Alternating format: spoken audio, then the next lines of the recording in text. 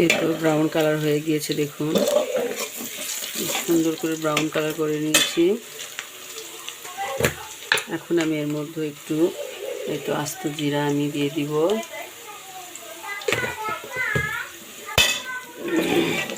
আস্ত জিরা দিয়ে দিলাম।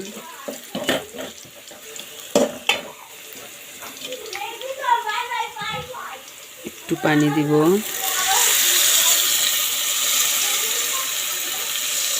সামান্য একটু পানি দিয়ে দিলাম।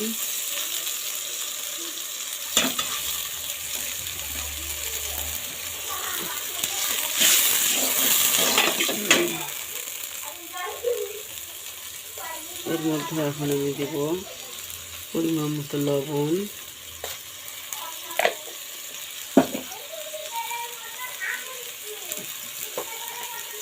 এখন আমি দিয়ে দেব পরিমাণ মতো হলুদ।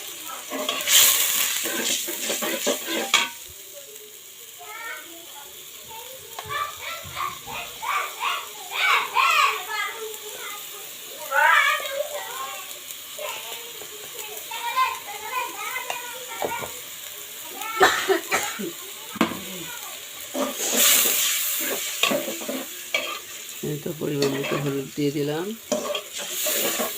এখন আমি দিব আদা রসুন মশলা পেস্ট।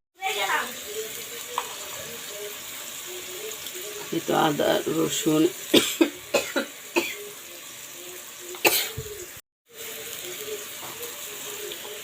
রসুন এবং জিরা একসঙ্গে বাটা আছে, দিয়ে দিলাম। বেশি দিব না, সামান্য দিব।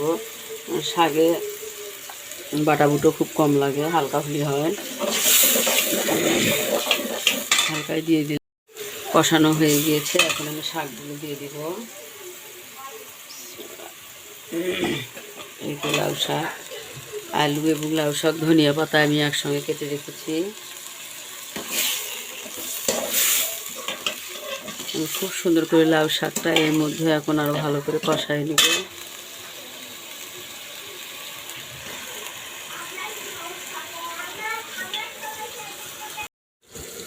এই তো মাছ ভেজে নিচ্ছি আমি, লাউ শাকে দিব, ওর জন্য মাছটা ভেজে নিচ্ছি।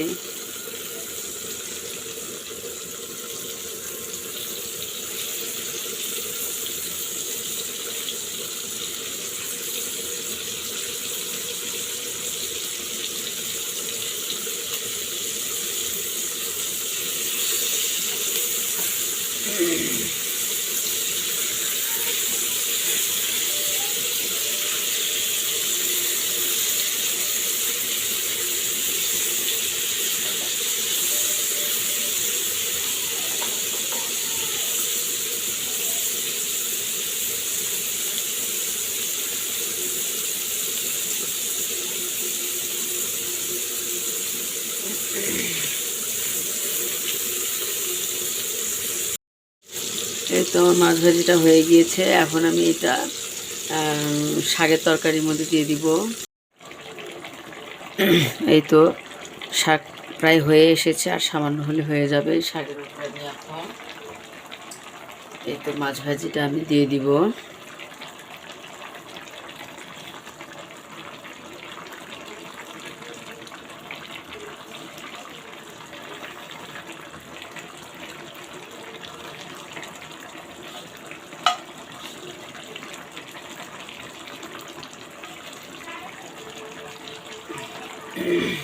তো মাছ ভাজিগুলো দিয়ে দিলাম, এবং মাছের এই যে তেল বের হয়েছে, মাছের তেল দিয়ে ভেজেছি, আর পাঙ্গাস মাছের তেলও বের হয়েছে, সব তেলগুলো আমি দিয়ে দিব।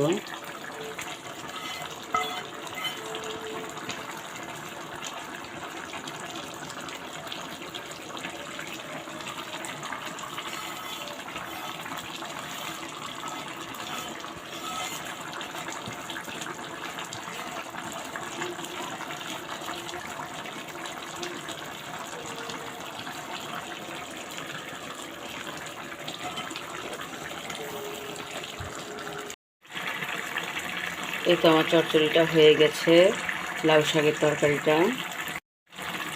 এই তো আমার লাউ শাকের তরকারিটা হয়ে গিয়েছে, দেখুন এরকমই আমি একটু রস রস থাকতেই নামাবো, একটু মাখা মাখা রস রস থাকবে, এই অবস্থায় আমি নামাবো। আমি চুলাটা এখন বন্ধ করে দিব।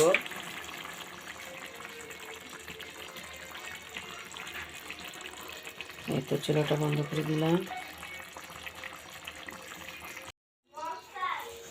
লাউ শাকটা আমি এখন পরিবেশন করে দিব।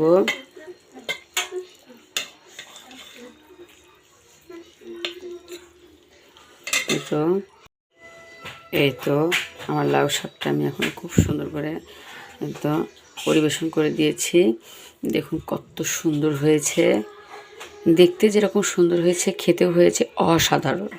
আপনারা কে কে আমার মতো এই রকম লাউ শাকের তরকারি রান্না করে খান অবশ্যই কমেন্ট করে জানাবেন। আর যারা খাননি তারা অবশ্যই একবার রান্না করে খাবে।